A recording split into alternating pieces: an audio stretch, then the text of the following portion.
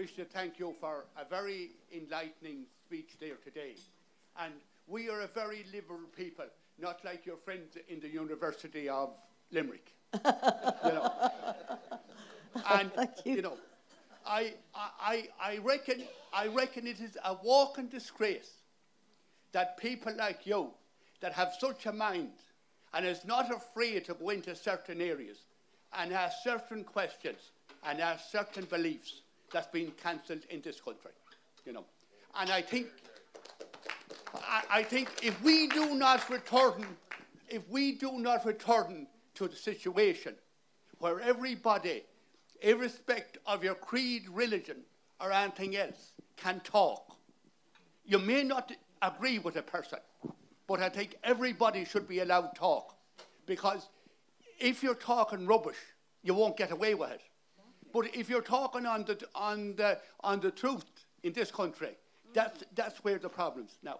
And there's one other little comment now that I want to make now. And due to come from farming and things like that, and lack of degrees or anything like that, I do sometimes have an unusual take on things. You know, that if I was a female in this country and regarding having children and looking at nearly official government policy, nearly at 10 years of age if necessary, I would be on birth control. And unfortunately, if I had a child, if I became pregnant and wanted to have an abortion, I'd get it free. But if I went on further on and had the full maternity thing, the doctor, I think, would be even getting less, would say, than the doctor that carried out the abortion. You know, and then later on in life, unfortunately, if I hadn't got a child and I was in my 30s, the government is willing, seemingly, to pay a lot of money for IVF and other ways to help me in order to have a child. So the whole thing, I think, from a female point of view, is very, very confusing. You know, do I have a child? Do I not have a child? If I'm pregnant, what do I do? You know, it's just a mess. Well, I suppose, I suppose, thank you. The state seems to me not to support the family enough, really, or to support, people's desire for families, because the emphasis really has been much more on kind of individualism, if you like. And I think there will be an attempt to change, or maybe to erase the family from the Constitution. That may be something that will come up actually in future administrations, I think. So, we do need the state to support family life, and as that lady said, childcare of every kind. But of course, childcare can also be supported by families, by communities, by local communities, and I'm sure there are a lot more sort of inventive ways can be devised to help people have family lives and to have community lives, because community is the basis of any civilized society. Thank you, Mary. Okay, folks, we're coming to the end of our proceedings, but we have a little bit to go yet, thankfully. So from left, it's Jeananne, Ronan, Mary, Alan, Paul, and Keith. So I'm conscious that people have spoken on a diversity of topics in the last few days. So where to begin? Where to begin is a tricky one, but we've spoken on issues to do with artificial intelligence, touched on transhumanism, technology, and maybe the lack of regulation there, touched on wokeism and cancel culture, demographic collapse, Christianity, the death penalty, hate speech. How can the church learn from the early Irish church? And many other topics, including pioneering Roscommon women writers. We've got through a lot in the last 3 days. We've an illustrious panel. Does anybody want to get the ball rolling? If any of the panelists would like to sort of comment on what they've been hearing, or if any member of the audience would like to ask a question, I'm just going to go with the flow. Or I can ask a question. Yeah, Jerry.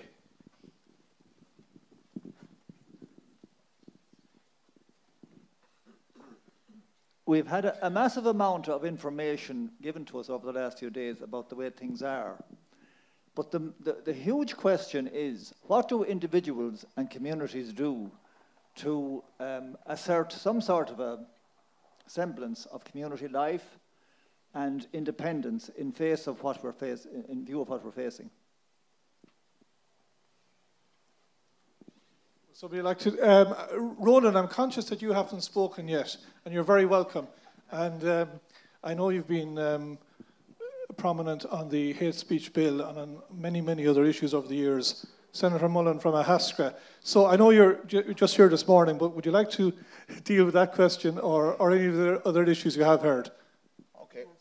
Well, thank you very much, Paul, and it's a great honour to be asked to join this forum, and want to congratulate Kevin and all who are involved in bringing this great event to life every year. I've been here before, and it's a great event, and it's the type of forum we need to get people thinking and talking freely and openly about ideas. I was very struck, if I may say so, I would call it almost the frisson that I felt went through the room. It certainly went through me when the conference participant there was quizzing Mary slightly on what she might or might not have said around the whole question of immigration.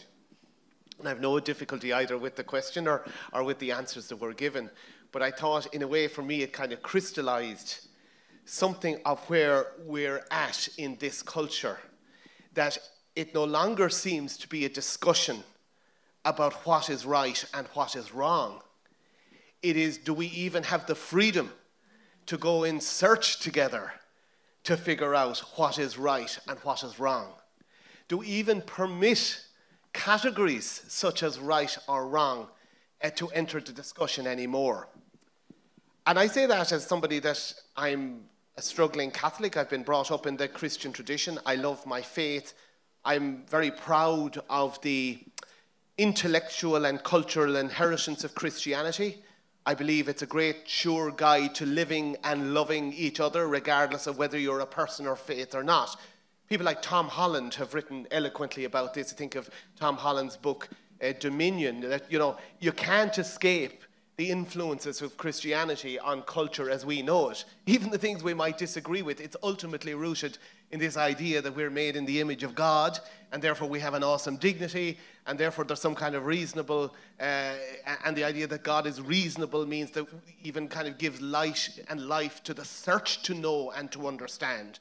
So even the Enlightenment, which many people see as somehow banishing religion, in some ways it did from the public square, but there would have been no blooming Enlightenment if it wasn't for that sense of what a human is and what a human is entitled to, because they are divine creatures made to understand and to figure things out through reason, not through reason alone, of course. I think it was Chesterton that said that the mad person is not the person who loses his reason, he's the person who loses everything but his reason. And you can see that too. You can see that too in the cold rationality of our society today, where people have reasoned themselves into thinking, that you can take another innocent human life before it even gets a shot at life. And I know that's not something everybody will agree with my perspective on this issue.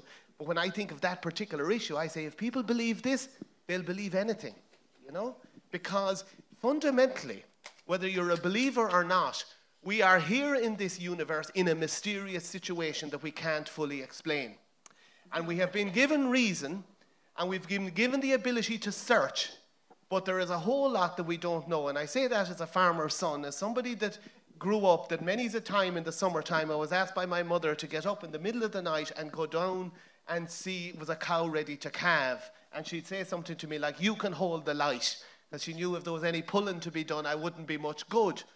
But there'd be nights when you'd go out and, I've lived now half my life in the city and half my life in the country. I'm now back more in the country in Ahaskra, but I go up to Dublin midweek.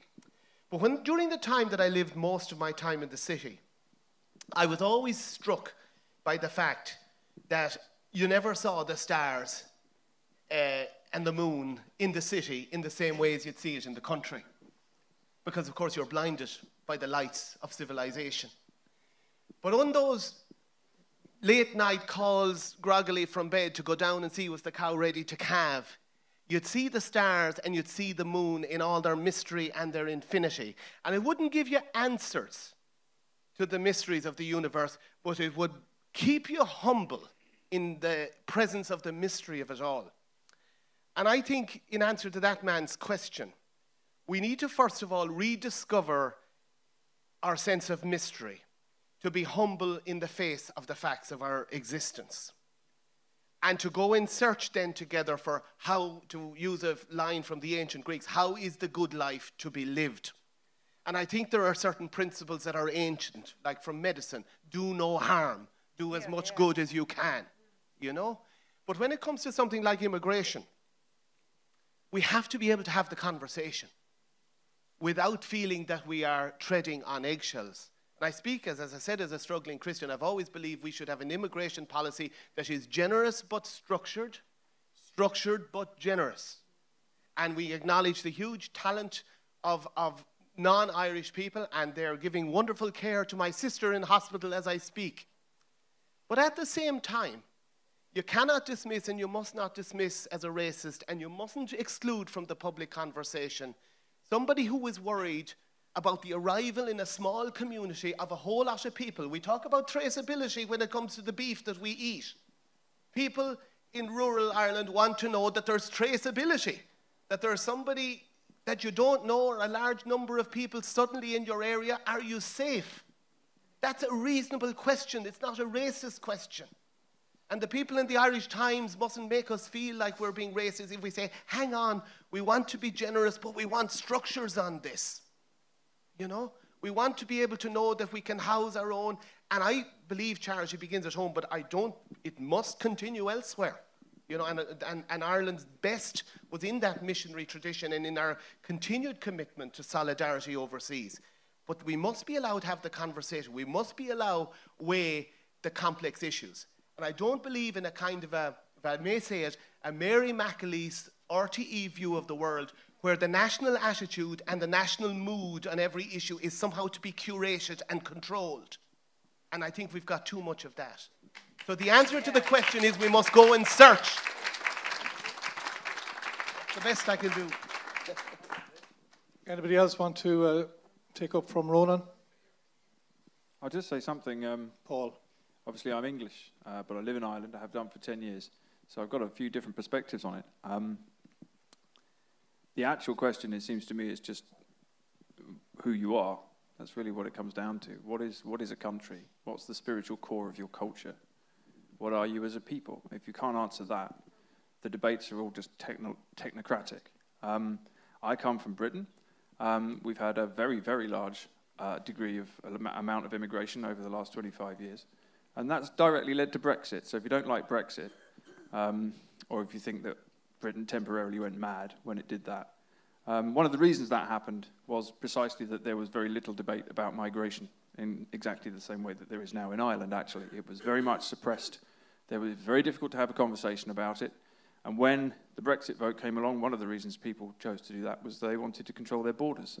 Didn't work, had record immigration levels last year, so much for that. But the point is there will be, if you try to clamp down on people's ability to speak about things, all you do is create a pressure that eventually explodes. And that's happened in populist movements all across Europe. And when that happens, the explosion is often not very good, right? You can have all sorts of toxic stuff happening. You can have genuine far-right movements appearing because people aren't allowed to speak. And if you call anyone who wants to have a conversation about demographic change a fascist, then the chances are that you'll actually get proper fascists appearing somewhere down the line. And you need to be very careful about that, right? So you need to have a conversation. I entirely agree with that. And the hate speech law that's popped up now in Ireland is astonishing. I mean, it's the worst one in Europe. And I think it's exactly designed to shut down conversations about all of these things. And what it comes down to is Irish people, and indeed English people and French people and anyone else being able to have a conversation about who they are. That's what it has to come down to. I also have to be realistic about the fact that in rich countries, the demography is collapsing. And we're in an age of mass migration and technology. That's not going to stop. People aren't going to stop moving. So change is here. But if you don't know who you are, you can't have a conversation about where you're going. And that's what it comes down to. And the worst thing you can possibly do is try to suppress that conversation, call everybody far right when they want to have it, introduce a new law that prevents people from speaking because they're scared, then you can't air it. You can't air the grievances. You can't air the arguments. People need to have these arguments out because that's the way that you're going to work out where you go. And if you don't do that, I think there's a good chance Ireland could have the fastest growing populist movement in Europe, actually, over the next 10 years, which may or may not be a good thing. So I don't know where that goes, but that's just my perspective from having come from somewhere else and having watched the whole thing play out there in a similar kind of way. So I don't know. I'm an immigrant myself. I've got a family full of immigrants. So I come from a lot of different perspectives on that. But I do know what happens when you try to put a lid on people's desire to speak about change. At some point that lid's going to blow off. So I'll just say that. We have some people here who want to ask questions. Over the next short period, we'll make sure everybody in the panel contributes. But if there are some hands up, this lady first. Thank you. I know this isn't probably the turn that you wished the conversation to go, but I have to say, I come from a small town called Ballahaddereen, 30 miles from here. We have no racist incidents. Can you hear me? We have no racist incidents. However, the host town comprised of about 2,000 people, and we have, I would say, probably 1,600 immigrants. We have 2 hotels with Syrians in one, nice people, we meet them every day, and the other hotel with Ukrainians, an old hotel that in 1 month, it was gone from a wreck to a huge block of flats, beautiful entrances and everything. Why not? These people are fleeing from war. We have what we call, they used to call one time the old Irish, who became more Irish than the Irish themselves. We have the old Pakistanis who came to man a local meat factory, which no longer exists, but they have stayed on and their families. We have a lot of Eastern Europeans. No, I've mentioned those people. I'm glad you said we should speak about that. We have absolutely no racist incidents, but there is a seething resentment against people who have taken up all the housing. There's absolutely no housing. My son tried to rent a house. He couldn't get a house in Ballahaddereen. We overbuilt houses a few years back. So there's no place available. You can't approach a local representative. They don't want to hear anything. And we'll be coming up to an election, I suppose, soon. I'm not trying to be political, but I have to stress there has been no racist incident. And yet, I could go downtown in the morning to shop and I might only meet 2 people I know, local people. Somebody might say, well, isn't that lovely? But there are no jobs. There's no work. We have young men hanging around at night. Some are even from Turkey. I don't know why they're from Turkey. I don't know. And it has changed the whole culture, really, of the town, because we're overwhelmed with people from outside that we do try to accommodate and understand, but it won't last like that. We have only 2 doctors and hundreds of children, literally hundreds of children. The schools can't take any more children. I think we must be the most diverse town in Ireland. They used to say Ballyhonus was, but this town must be. That's a fascinating witness, because that's your coming from somebody who's experiencing something, and it should be described and it should be written about in the public sphere for sure. Can you repeat the name of the town, ma'am, again? Ballahaddereen. I know it.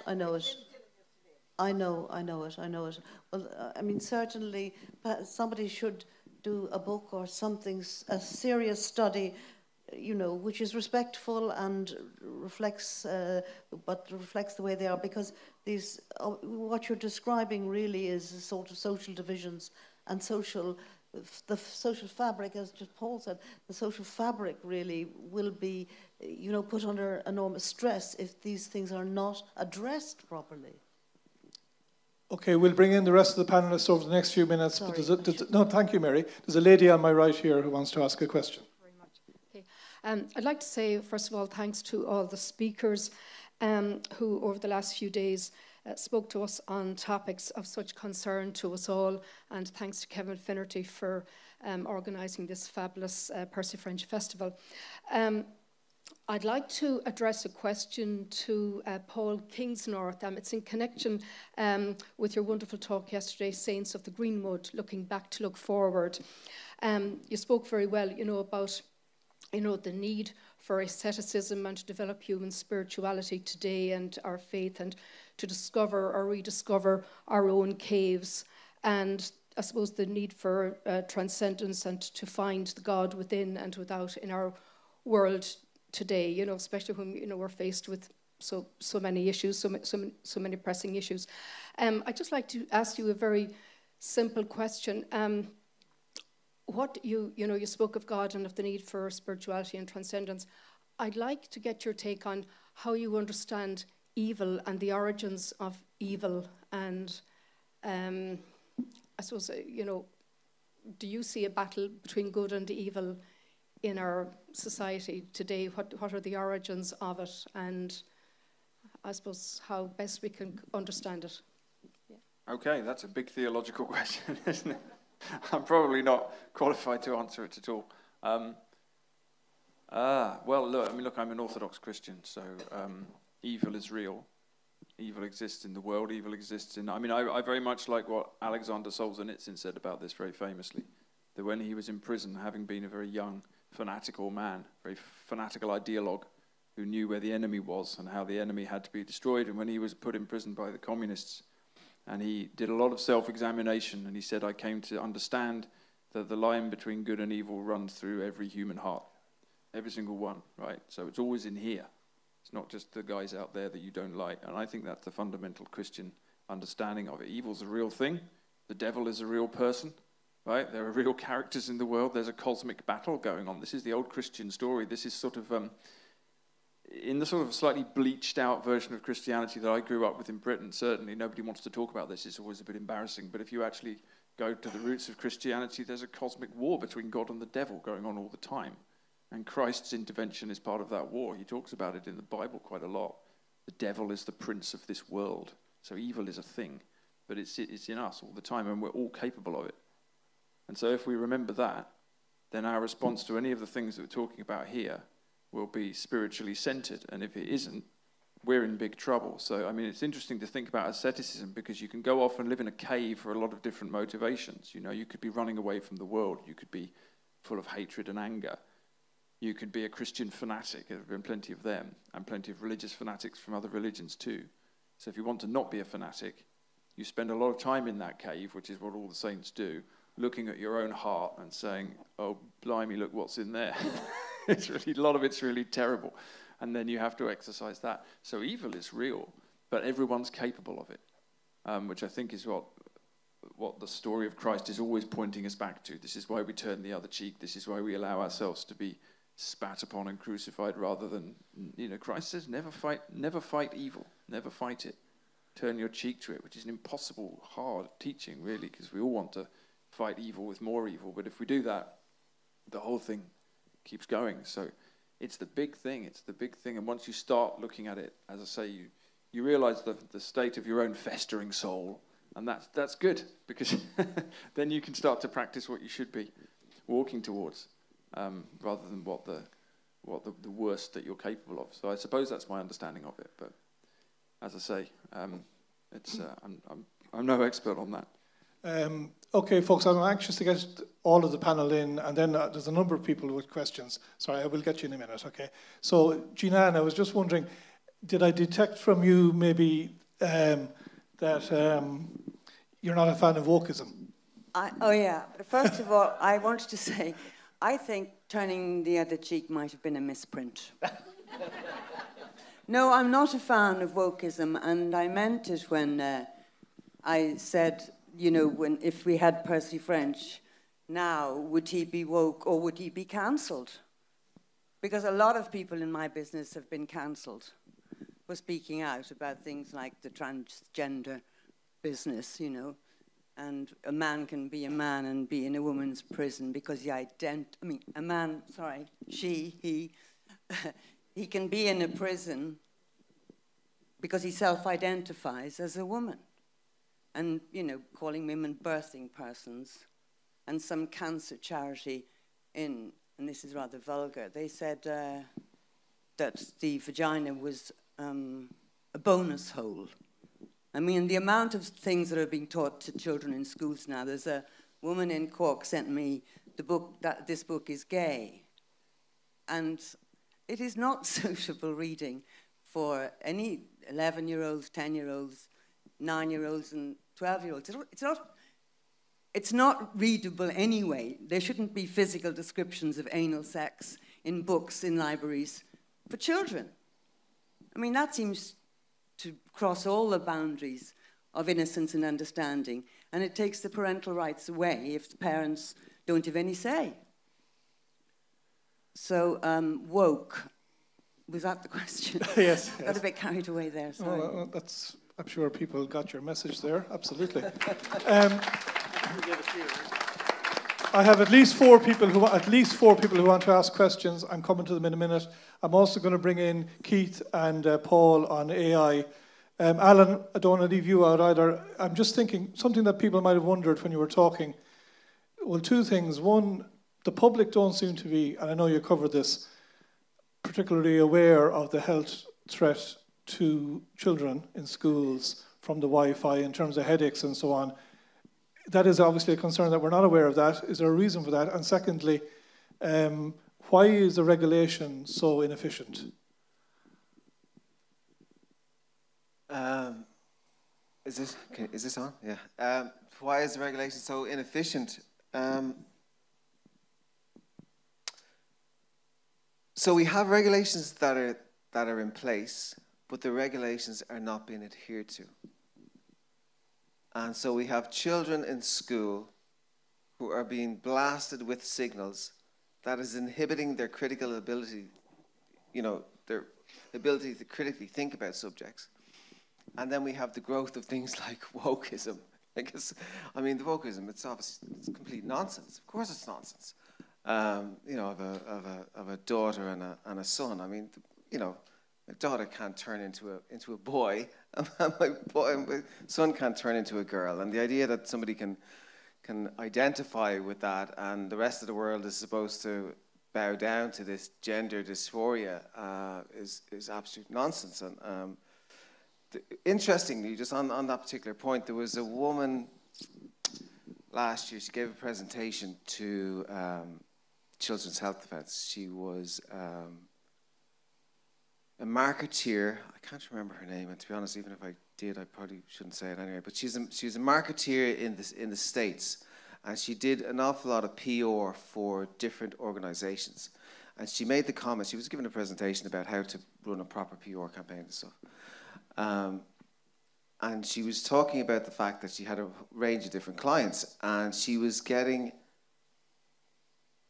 Well, there's one or two of her clients were particularly well funded promoting the whole trans woke thing.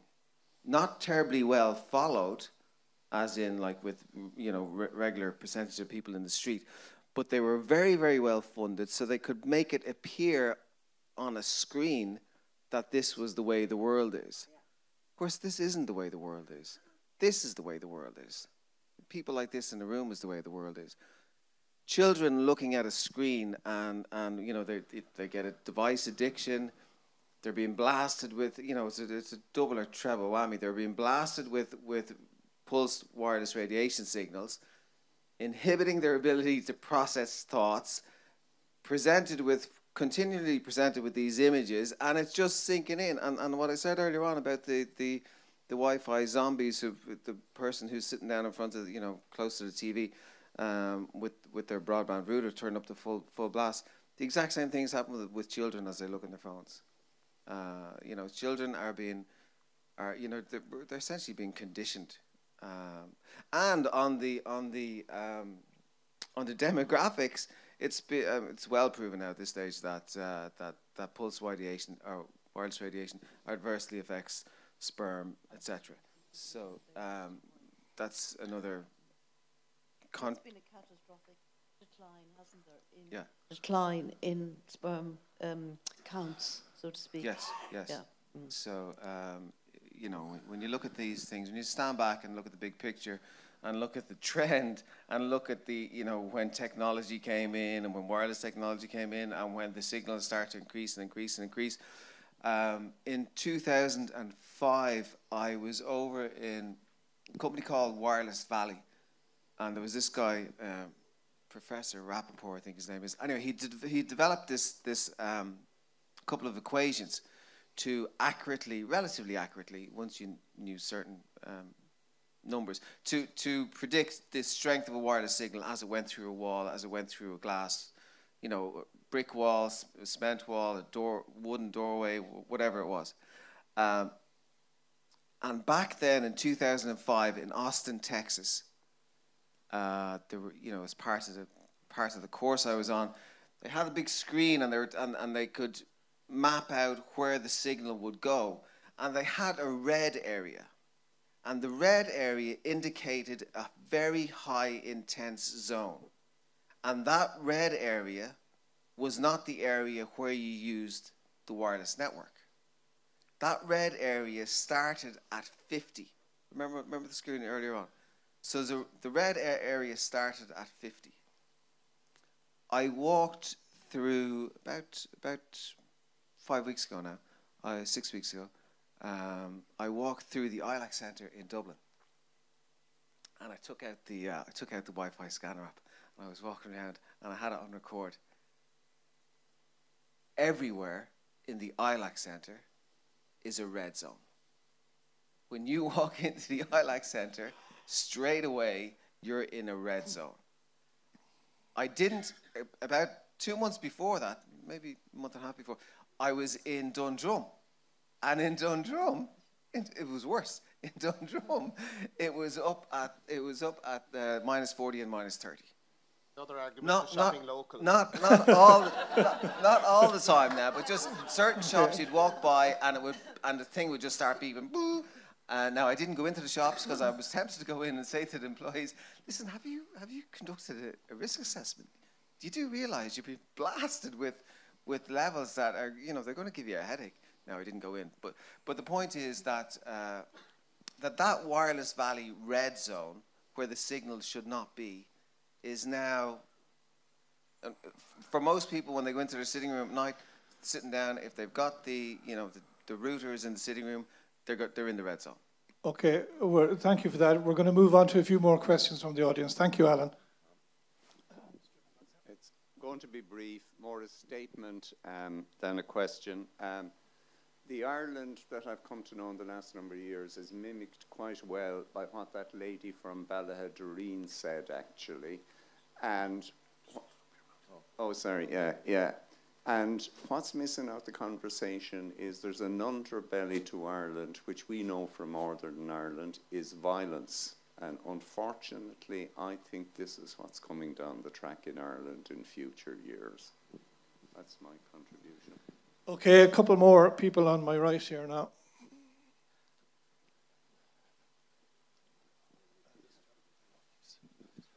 Thank you. This is just an observation, and maybe I'm going to throw you a philosophical curveball and see how you handle it.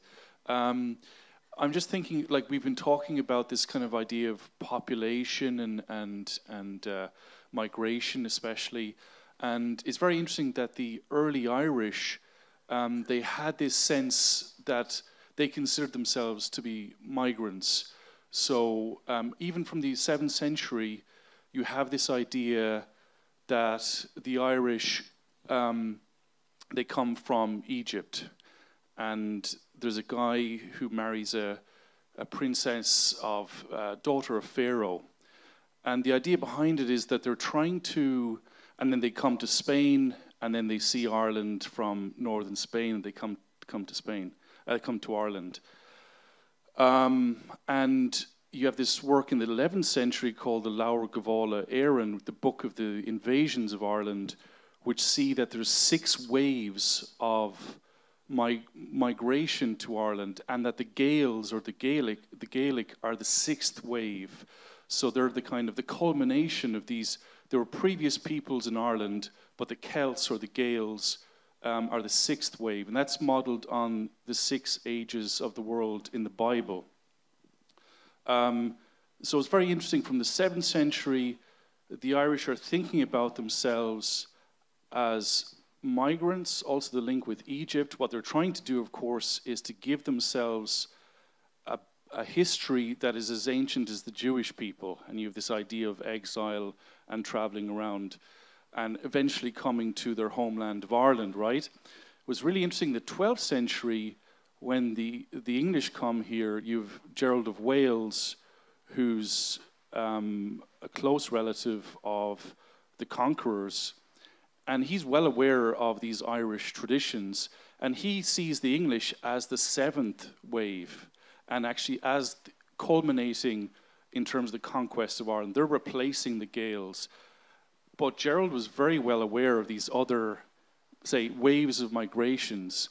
Now, my point is that, in a way, what Senator Mullin said is that Christianity gave the kind of social cohesion to the Irish people as an ethnicity.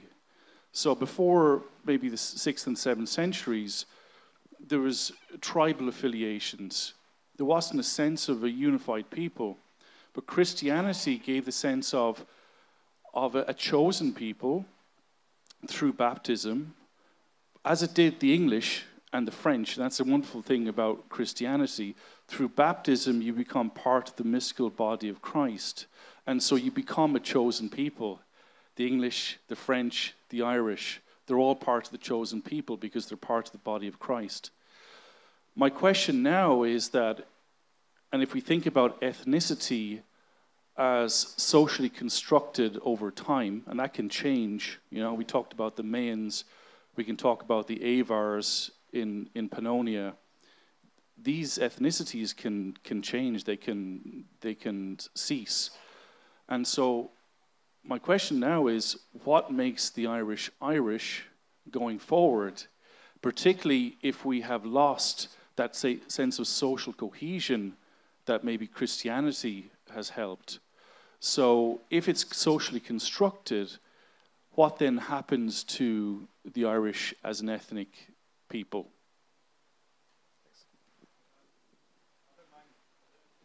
Hear me? Yeah. Yeah, this is really interesting, isn't it? So I'll just give some thoughts, because what you say is true. I mean, look, everyone ultimately is descended from immigrants, unless possibly they live in the Rift Valley in Africa. But right, so our ancestors have come from somewhere else. It's just a question of how long ago they came. So I've got ancestors who are Norman and Viking. I can trace my ancestors back in England about 1,500 years, but they all turned up from France or possibly what is now Denmark. And now I'm here. My wife's family come from India.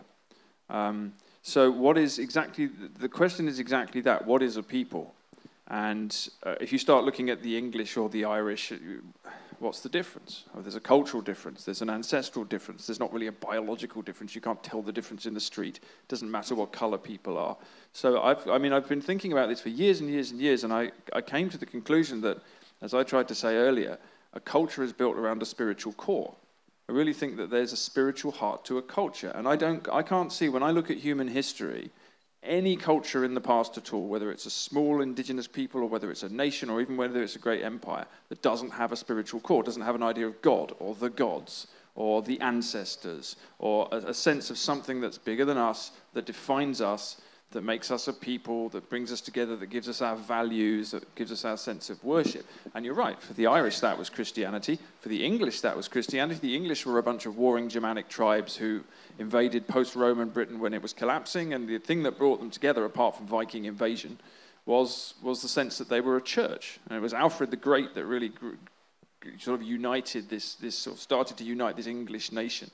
Even though there were big divisions. The north-south divide in England, by the way, is at least 1,500 years old. It's not a new thing. There's a sort of spiritual core that comes together. I'm quite a fan of René Guénon, the French philosopher. And René Guénon said in the early 20th century, he wrote a famous book called, I think, The Crisis of the West, or Crisis of the Modern World, or something. And he said the same thing. He said, look, the West's spiritual core is dissolving. So either it's going to find its faith again, or it's going to be replaced by people who do. I'm very struck by the fact that Christianity in England today is much stronger amongst immigrant communities than amongst the English, who don't care. Right? Most Christians in England are either from Eastern Europe, they're Orthodox, or they're African. The English don't bother going to church. We turn the churches into nightclubs and shopping centres, right? So that's our fault. So what does it mean to be English? I don't know. Does it mean having English ancestry? Well, maybe. What does that mean? I mean, it's exactly that big question. So to me, the question is always, what's the spiritual core of your people? And I find that in a way, quite optimistic, actually, because what it means is that you can coalesce different peoples from different backgrounds and different races, whatever, into a group of people. There's no reason that you can't do that. It's happened a million times before. I think that's what's going to happen as we move forward, because what we used to be is not functioning anymore. It just isn't, in Ireland or in England or in most of the rest of the world, actually. And it's an age of massive upheaval. So we're going to coalesce around a spiritual core again. It's just a question of which one, I think. Very good, interesting question. Thank you. I just want to bring in Keith and maybe Paul as well. And I have a gentleman here with a question as well for each member of the panel, which he tells me will be brief. So, Keith, just on artificial intelligence, I think anecdotally it would be fair to say that a lot of people are concerned, about artificial intelligence. And thank you for your talk today. But, you talk about positives or benefits and also potential downsides, the nature of which we can't really predict.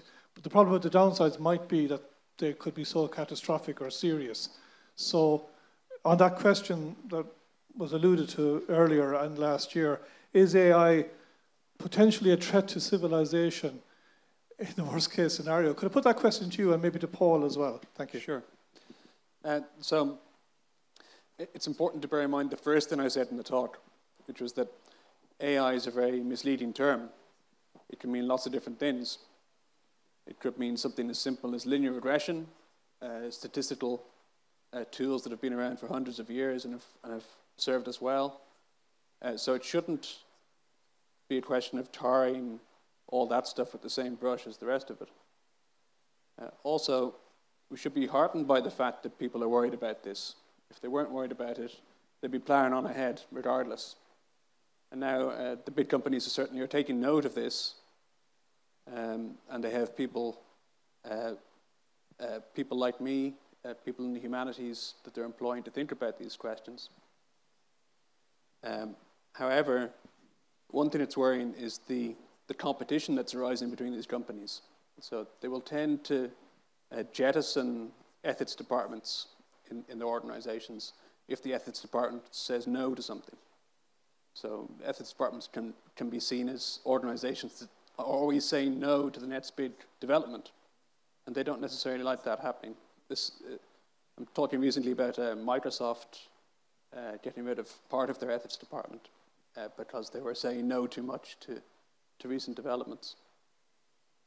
So that, I think, is a danger that competition can drive us to just proceed without asking the important questions.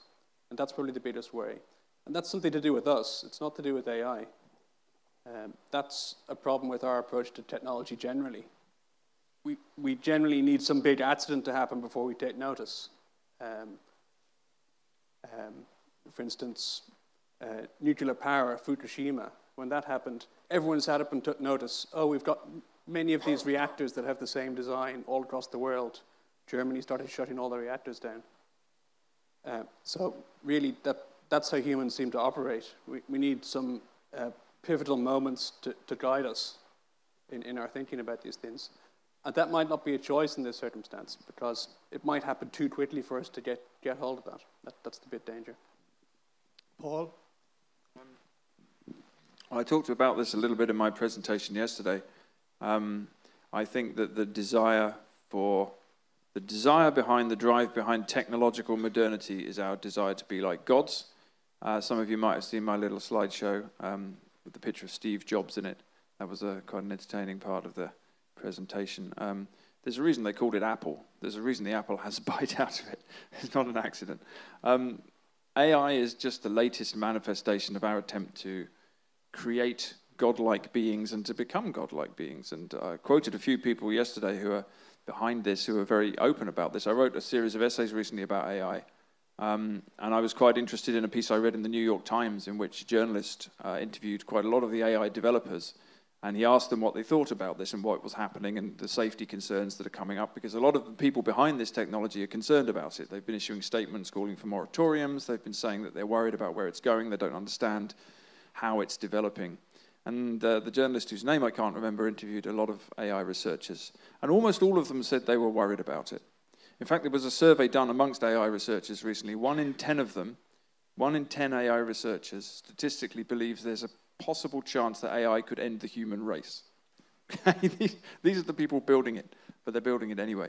And he asked them why they were doing it, if they were concerned about it. And there was a particular phrase one of them used. He said they believe that they have a responsibility to usher this new form of intelligence into the world. Okay? So they're ushering something into the world. There's something spiritually strange behind this. The people who are doing it believe that something's happening that they don't quite understand themselves. And I don't think we know what it is either. And I don't think it's just a collection of ones and zeros. I think it's the manifestation of something quite dangerous. And the fact that even the people who are creating it don't know what it is, don't understand why it seems to be doing things that they didn't design it to do, and are concerned about its future, ought to give us pause. Unfortunately, we don't really pause, because I think it's quite true that we don't act. We just create things, and then when there's a disaster, we try and rein it in afterwards. But I don't know where this is going, but I don't like the look of it. And the fact that, as I say, the people who are developing a new technology are concerned about it but don't feel they can stop it, ought to make us concerned about what we do and how we engage with it. Okay, this gentleman has been waiting a while to ask a question. Thank you.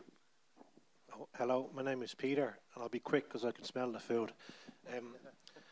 As experts in your respective fields, what one thing would you like people in your roles, present and past, to do to help make Ireland a safer and more inclusive country? Okay, will we take that from the left as I look, Jean-Anne? I'd have to say it again. What would I do you come from an acting background. Yeah. What theatre. one thing would you can think about this if you want to, would you like people in the acting society to do to help make Ireland a more inclusive society, perhaps, for as per that? Well, I inclusive. What do you mean by inclusive? It may not be directed directly to you, but can we come back to you in a minute? Yeah, sure. Okay. Come back to me later. Okay, Ronan. Well, having delivered myself of my fervorino in my first contribution, I'll try and be calmer and shorter with this one. Just one quick point. I kind of maybe unfairly referenced Mary McAleese there earlier because it kind of came from left field. She was simply an example of what I'm talking about when I'm trying to get at certain contributions that are meant to lead us in a way that we should almost feel bad if we don't go along. I could have picked Ryan Tubridy. I could have picked Michael D. Higgins. I'm talking about, I suppose, a problem in our culture where some voices are privileged and other voices are silenced or expected to follow, that we don't have a fully inclusive national conversation. And when you apply that to things like immigration and such like, it isn't so much where the balance ought to be struck. It is, may we have the full conversation, please, without feeling labelled or afraid or scared, because if we're afraid of ideas, then we're in trouble. And that's the many, we use the word woke a lot, and we maybe don't fully define it. I think woke isn't so much about the ideas that some people consider right or wrong. It's about the approach that's taking to imposing your ideas. So Voltaire is famously supposed to have said, I disagree with you, but I will defend to the death your right to say it. I think the gospel of woke is, I disagree with you and I will fight to the death to keep you from saying it. And that's anti-intellectual, it's anti-rational, and so on. But it's a problem in our culture now, particularly in universities. We saw Mary cancelled, right? A doyen of the feminist movement, okay, addressing supposedly in a university where there's supposed to be the free exchange of ideas, where people are supposed to allow themselves to be challenged and to grow through that. And this eminent person gets disinvited because in University of Limerick some months ago. Sorry, Mary, to make you the guinea pig of this particular example, but it's the best example I can think of. But to answer the question about, and I will answer this in one or two sentences, about how do you make a fair or inclusive society. See, maybe there's room for a summer school which is, can Irish identity survive secularism? Because we are now so fragmented because many of us in this country disagree fundamentally about fundamental things. There's nothing as fundamental as the right to life. There's nothing as fundamental as the family. You know, things like marriage, these are fundamental questions. The God question is fundamental. And the more people are divided on that, the harder it is to get to a situation. We have to try and rediscover values that will help us try and rub along together even while we disagree. But if I were to say what can restore a sense of identity, I actually think Christian faith would help. It doesn't have to be everybody's faith, but it has to be some sense that there is a higher good that is somehow a reference point. I'll share a little thing briefly. I was telling Mary about it. I had a dinner with the leader of the Sinn Féin party and her husband and the Italian ambassador. This is the first time I've gone public about this event, but it was a very interesting dinner. And it touched on many things in politics, and Mary Lou was very credible, actually, in the way she addressed various political issues that the then Italian ambassador wanted to ask her. But faith and things came up as well, and Mary Lou said something like, I might have my disagreements with the church, but I have great respect for the St. Vincent de Paul. And I remember thinking, that's a very clever way of being diplomatic, because, you know, everybody has great respect for the St. Vincent de Paul. But anyway, I enjoyed our conversation very much, but she turned to the Italian ambassador at a certain point and said, and do you have faith? Are you a person of faith? And he said, yes, there must be something. If we make ourselves the sole reference point, we lose our way. Bad impression of an Italian accent. But you get my point, the idea that there is something beyond ourselves, some higher sense of good by which we can ultimately find our way. I think that's the key to whether we can get back to the loving, inclusive, because it can't be an inclusive society if love isn't at the core of it. And I think that involves loving the most vulnerable, and that will include the immigrant, and it will include the unborn, and it will mean we have to start asking ourselves hard questions all over again. And we won't all agree, but we have some chance if we at least agree to start the conversation. I'll just quickly to answer what would make Ireland a safer society. Well, there was a conversation actually on RTE1 this morning about this, where they said what we want is more guards on the beat actually, on the street, because they were deploring the dangers of being in O'Connell Street at 8:30 in the evening, where there are, you know, attacks on people and muggings and so on, and guards are always in their motor cars. There aren't enough of them, and I mean that is one of the very practical things that have occurred. You know, that you need a more sort of hands-on, and it's very disappointing that O'Connell Street, which, you know, when I was a youngster seemed to be a sort of terribly glamorous boulevard, frequently compared to the Champs-Élysées, has declined so much into a violent thing. But just quickly speaking about, in my own field of the media, what I would like, very much hope to see in the future is a genuine diversity within the media. Groupthink is a very dangerous thing for any society, and you do need diverse outlets. You need lots of different little magazines, or that can be done on, it is being done online more. You know, and you must have, because I think the mainstream media is too conformist, and it is too consensual, and it's often actually a lot of the decisions, as far as I know, are actually taken by algorithms. They're following algorithms rather than actually what people are actually interested in that sense. So I think diversity is a good concept. But you must have diversity of opinions and diversity of ideas, as well as diversity, if you like, of ethnicity or skin color, or so on, because that does bring freedom to have that open debate. More safer and more inclusive. I think Ronan's point about love is can't really be overstated. And I think any society in which the people are primarily looked after and are comfortable and are the streets are not flooded with native homeless people, where those where we don't have that, in that kind of society, that society then becomes more open to taking in people, and we put in place structures that are there for whoever needs to come in on an emergency basis or whatever it is.